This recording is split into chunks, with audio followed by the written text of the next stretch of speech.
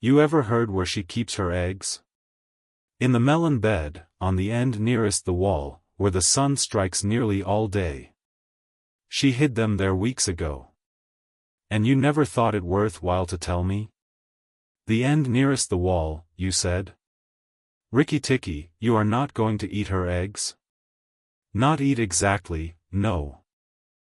Darzee, if you have a grain of sense you will fly off to the stables and pretend that your wing is broken, and let Nagina chase you away to this bush. I must get to the melon bed, and if I went there now she'd see me. Darzee was a feather-brained little fellow who could never hold more than one idea at a time in his head.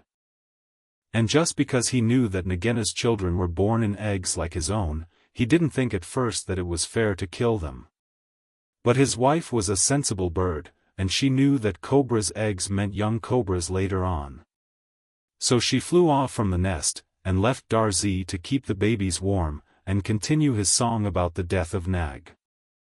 Darzee was very like a man in some ways. She fluttered in front of Nagina by the rubbish heap and cried out, "Oh, my wing is broken." The boy in the house threw a stone at me and broke it. Then she fluttered more desperately than ever. Nagina lifted up her head and hissed, "You warned Rikki-tikki when I would have killed him. Indeed and truly, you've chosen a bad place to be lame in." And she moved toward Darzee's wife, slipping along over the dust. "The boy broke it with a stone," shrieked Darzee's wife.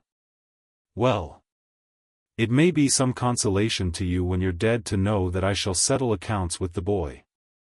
My husband lies on the rubbish heap this morning, but before night the boy in the house will lie very still. What is the use of running away? I am sure to catch you. Little fool, look at me." Darzee's wife knew better than to do that, for a bird who looks at a snake's eyes gets so frightened that she cannot move. Darzee's wife fluttered on, piping sorrowfully, and never leaving the ground, and Nagina quickened her pace. Rikki-tikki heard them going up the path from the stables, and he raced for the end of the melon patch near the wall. There, in the warm litter above the melons, very cunningly hidden, he found 25 eggs, about the size of a bantam's eggs, but with whitish skin instead of shell. "I was not a day too soon," he said, for he could see the baby cobras curled up inside the skin, and he knew that the minute they were hatched they could each kill a man or a mongoose.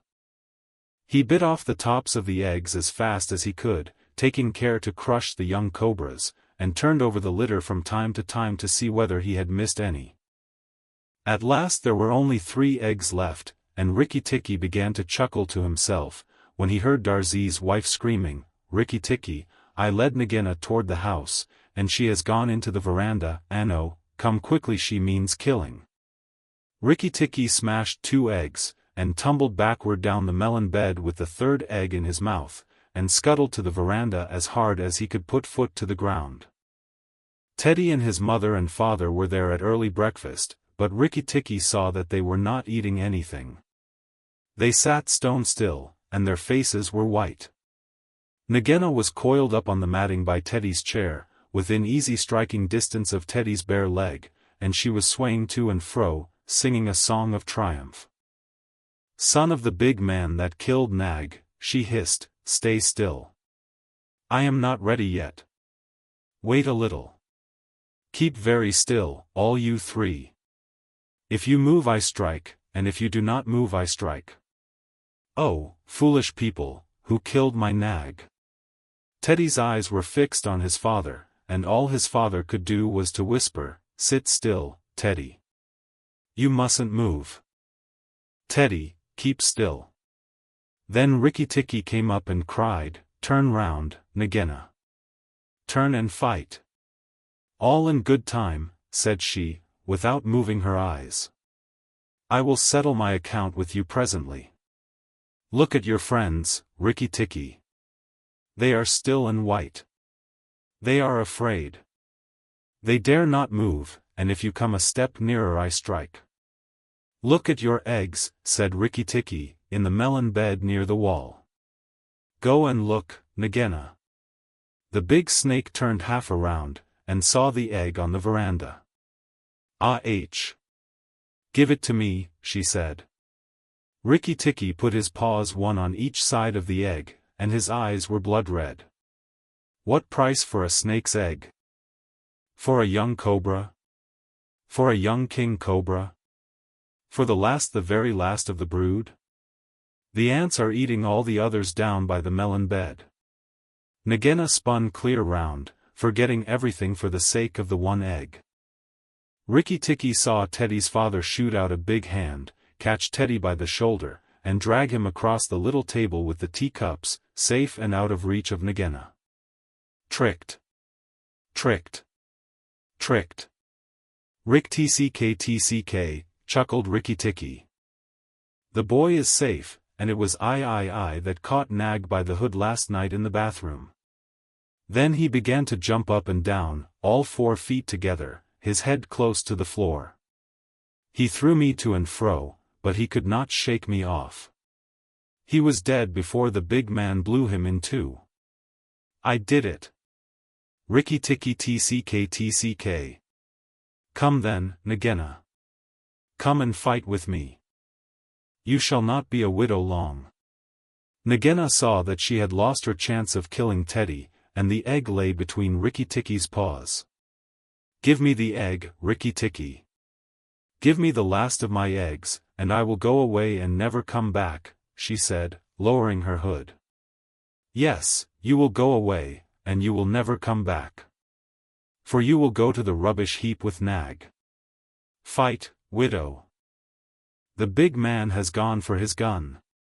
Fight. Rikki-Tikki was bounding all round Nagina, keeping just out of reach of her stroke, his little eyes like hot coals. Nagina gathered herself together and flung out at him. Rikki-Tikki jumped up and backward.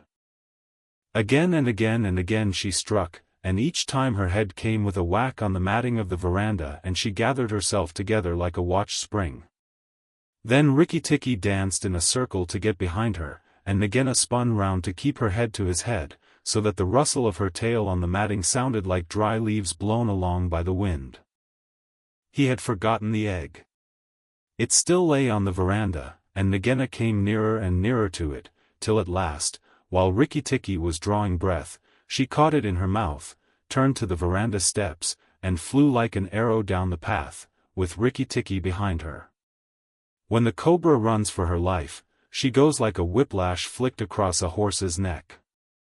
Rikki-Tikki knew that he must catch her, or all the trouble would begin again.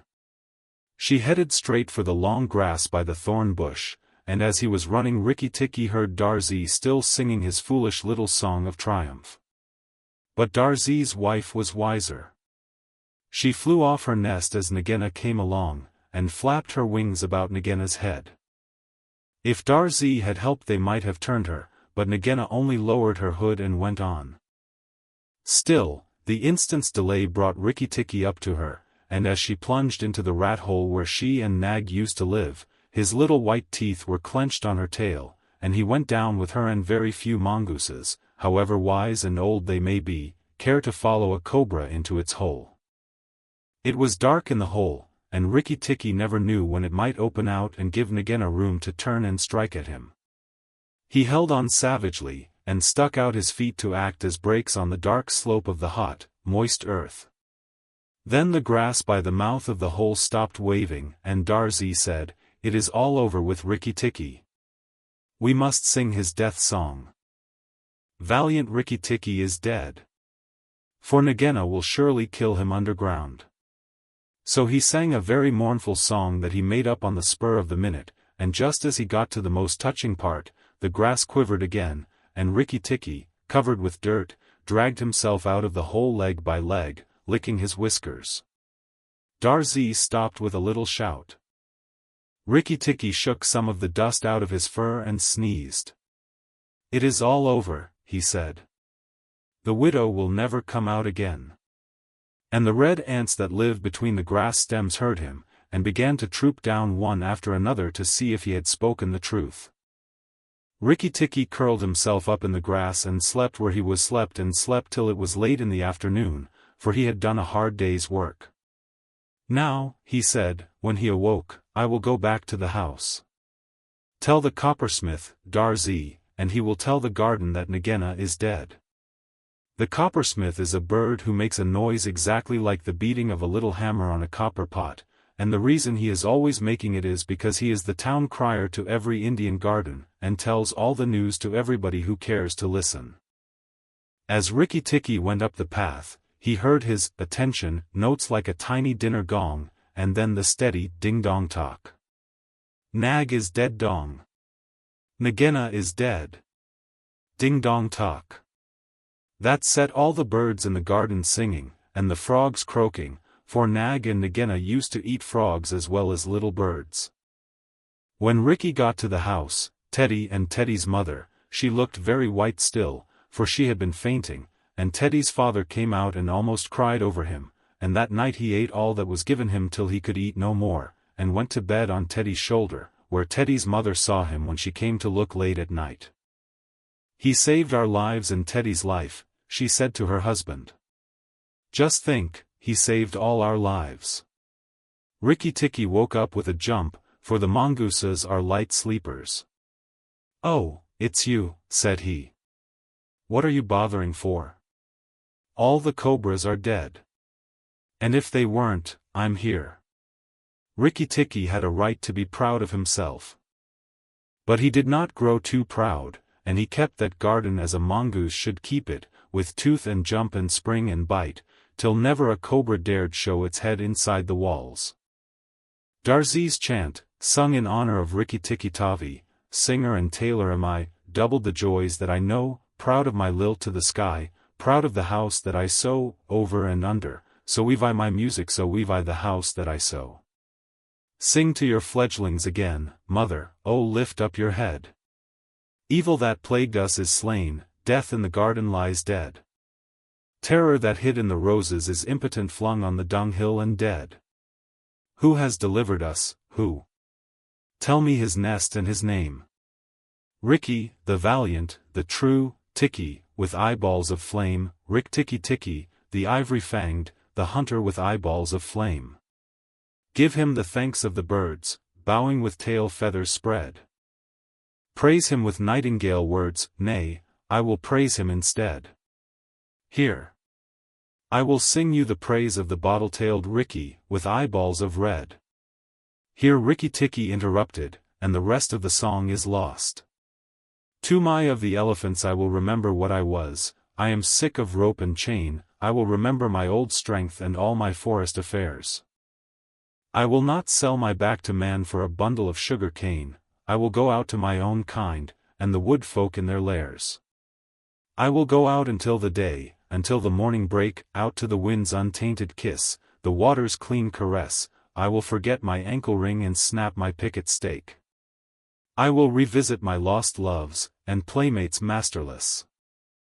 Kala Nag, which means black snake, had served the Indian government in every way that an elephant could serve it for 47 years, and as he was fully 20 years old when he was caught, that makes him nearly 70, a ripe age for an elephant. He remembered pushing, with a big leather pad on his forehead, at a gun stuck in deep mud, and that was before the Afghan War of 1842, and he had not then come to his full strength. His mother Radha Pyari, Radha the darling, who had been caught in the same drive with Kala Nag, told him, before his little milk tusks had dropped out, that elephants who were afraid always got hurt. Kala Nag knew that that advice was good, for the first time that he saw a shell burst he backed, screaming, into a stand of piled rifles, and the bayonets pricked him in all his softest places.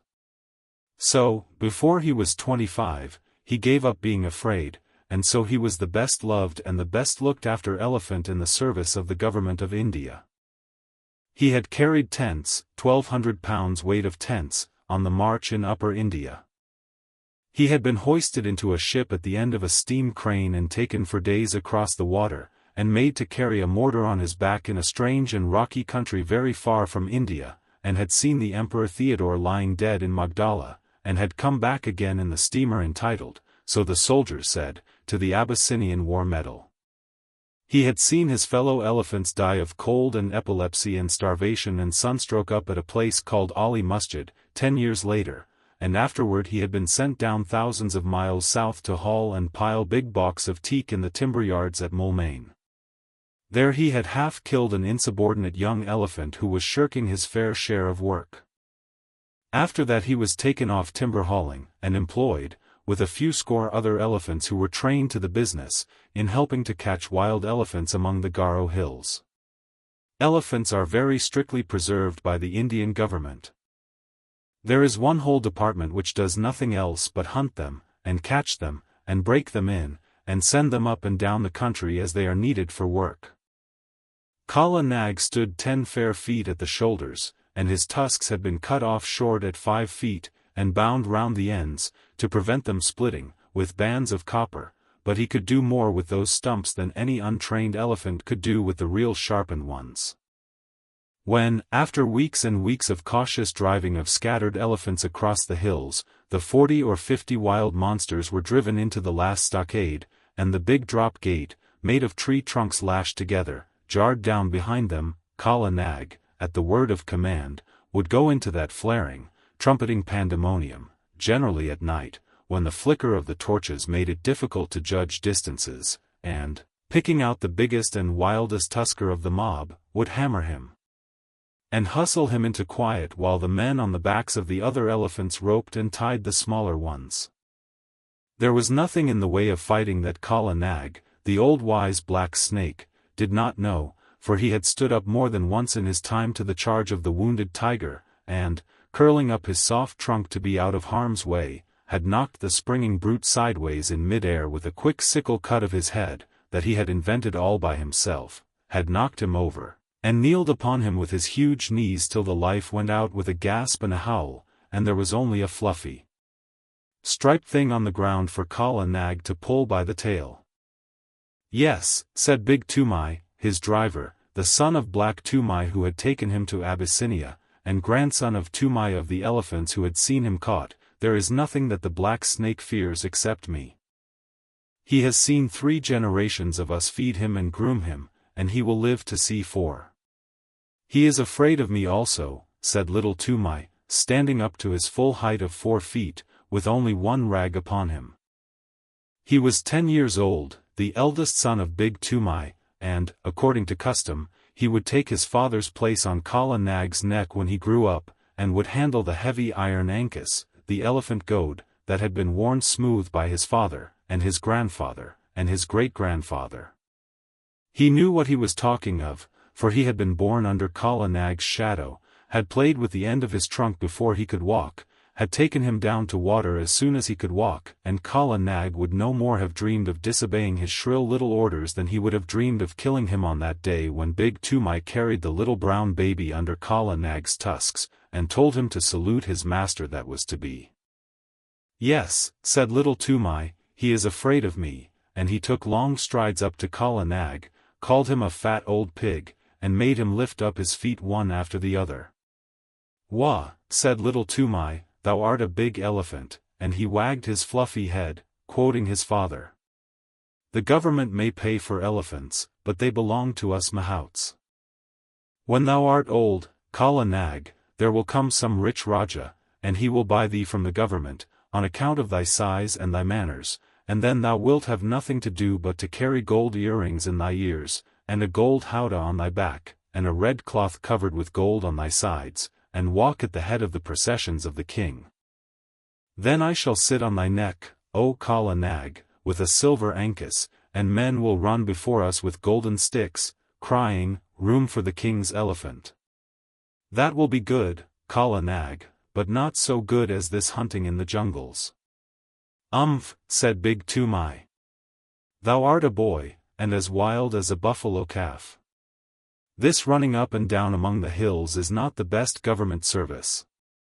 I am getting old, and I do not love wild elephants. Give me brick elephant lines, 1 stall to each elephant, and big stumps to tie them to safely, and flat, broad roads to exercise upon, instead of this come-and-go camping. Aha, the Cawnpore barracks were good. There was a bazaar close by, and only 3 hours' work a day. Little Toomai remembered the Cawnpore elephant lines and said nothing. He very much preferred the camp life, and hated those broad, flat roads, with the daily grubbing for grass in the forage reserve, and the long hours when there was nothing to do except to watch Kala Nag fidgeting in his pickets.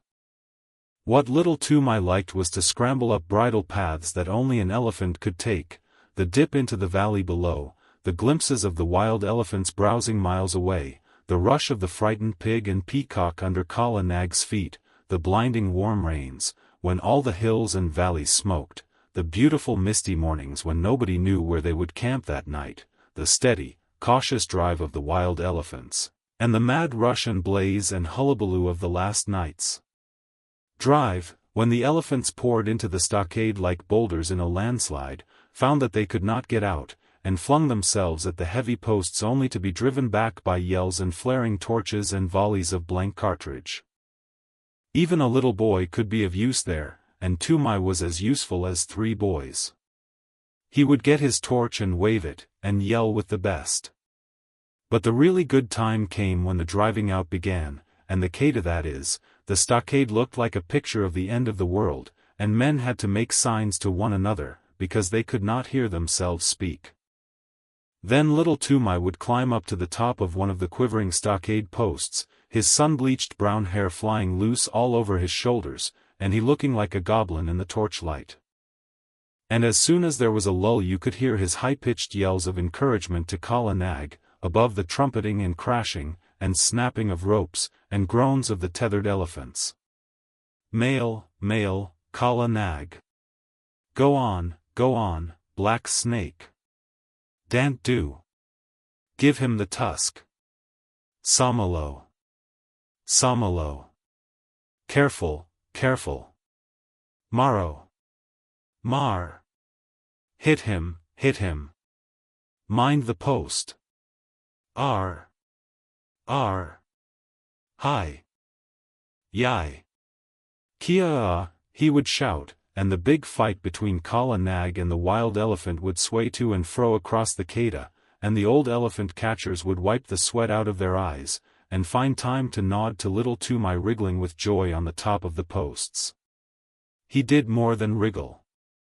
One night he slid down from the post and slipped in between the elephants and threw up the loose end of a rope, which had dropped, to a driver who was trying to get a purchase on the leg of a kicking young calf. Calves always give more trouble than full-grown animals. Kala Nag saw him, caught him in his trunk, and handed him up to Big Toomai, who slapped him then and there, and put him back on the post.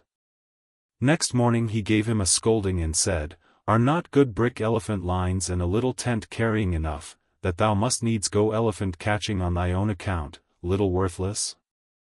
Now those foolish hunters, whose pay is less than my pay, have spoken to Peterson Sahib of the matter." Little Toomai was frightened. He did not know much of white men, but Peterson Sahib was the greatest white man in the world to him. He was the head of all the Keda operations, the man who caught all the elephants for the government of India, and who knew more about the ways of elephants than any living man. What will happen?" said little Toomai. "Happen. The worst that can happen. Peterson Sahib is a madman. Else why should he go hunting these wild devils? He may even require thee to be an elephant catcher, to sleep anywhere in these fever-filled jungles, and at last to be trampled to death in the Keda. It is well that this nonsense ends safely. Next week the catching is over, and we of the plains are sent back to our stations. Then we will march on smooth roads, and forget all this hunting. But, son, I am angry that thou shouldst meddle in the business that belongs to these dirty Assamese jungle folk. Kala Nag will obey none but me, so I must go with him into the Keda, but he is only a fighting elephant, and he does not help to rope them. So I sit at my ease, as befits a mahout, not a mere hunter, mahout, I say, and a man who gets a pension at the end of his service. Is the family of Toomai of the elephants to be trodden underfoot in the dirt of a Keda? Bad one. Wicked one. Worthless son. Go and wash Kala Nag and attend to his ears, and see that there are no thorns in his feet. Or else Peterson Sahib will surely catch thee and make thee a wild hunter, a follower of elephant's foot tracks, a jungle bear. Bah! Shame! Go! Little Toomai went off without saying a word, but he told Kala Nag all his grievances while he was examining his feet. No matter, said Little Toomai, turning up the fringe of Kala Nag's huge right ear. They have said my name to Peterson Sahib, and perhaps who knows? Hi! That is a big thorn that I have pulled out. The next few days were spent in getting the elephants together, in walking the newly caught wild elephants up and down between a couple of tame ones to prevent them giving too much trouble on the downward march to the plains, and in taking stock of the blankets and ropes and things that had been worn out or lost in the forest.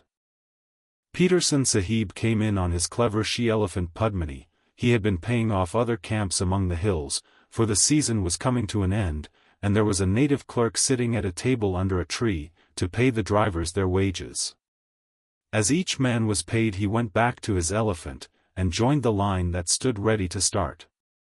The catchers, and hunters, and beaters, the men of the regular Keda, who stayed in the jungle year in and year out, sat on the backs of the elephants that belonged to Peterson Sahib's permanent force, or leaned against the trees with their guns across their arms, and made fun of the drivers who were going away, and laughed when the newly caught elephants broke the line and ran about. Big Toomai went up to the clerk with Little Toomai behind him, and Makwa Appa, the head tracker, said in an undertone to a friend of his, "There goes one piece of good elephant stuff at least. 'Tis a pity to send that young jungle cock to molt in the plains." Now Peterson Sahib had ears all over him, as a man must have who listens to the most silent of all living things, the wild elephant. He turned where he was lying all along on Padmini's back and said, "What is that?" I did not know of a man among the plains drivers who had wit enough to rope even a dead elephant. This is not a man, but a boy. He went into the Keda at the last drive, and threw Barmau there the rope, when we were trying to get that young calf with the blotch on his shoulder away from his mother. Makwa Appa pointed at Little Toomai, and Peterson Sahib looked, and Little Toomai bowed to the earth. He throw a rope? He is smaller than a picket pin. Little one, what is thy name? Said Peterson Sahib. Little Toomai was too frightened to speak, but Kala Nag was behind him, and Toomai made a sign with his hand, and the elephant caught him up in his trunk and held him level with Padmini's forehead, in front of the great Peterson Sahib. Then Little Toomai covered his face with his hands, for he was only a child, and except where elephants were concerned, he was just as bashful as a child could be. "Oh ho," said Peterson Sahib, smiling underneath his mustache, "and why didst thou teach thy elephant that trick? Was it to help thee steal green corn from the roofs of the houses when the ears are put out to dry?" "Not green corn, protector of the poor, melons," said Little Toomai, and all the men sitting about broke into a roar of laughter. Most of them had taught their elephants that trick when they were boys. Little Toomai was hanging 8 feet up in the air, and he wished very much that he were 8 feet underground. "He is Toomai, my son, Sahib," said Big Toomai, scowling. "He is a very bad boy, and he will end in a jail, Sahib." "Of that I have my doubts," said Peterson Sahib. "A boy who can face a full Keda at his age does not end in jails. See, little one, here are 4 annas to spend in sweetmeats because thou hast a little head under that great thatch of hair. In time thou mayest become a hunter too." Big Toomai scowled more than ever. "Remember, though, that Kedas are not good for children to play in," Peterson Sahib went on. "Must I never go there, Sahib?" asked Little Toomai with a big gasp. "Yes." Peterson Sahib smiled again. "When thou hast seen the elephants dance. That is the proper time. Come to me when thou hast seen the elephants dance, and then I will let thee go into all the Kedas." There was another roar of laughter, for that is an old joke among elephant catchers, and it means just never. There are great cleared flat places hidden away in the forests that are called elephants' ballrooms, but even these are only found by accident, and no man has ever seen the elephants dance. When a driver boasts of his skill and bravery, the other drivers say, "And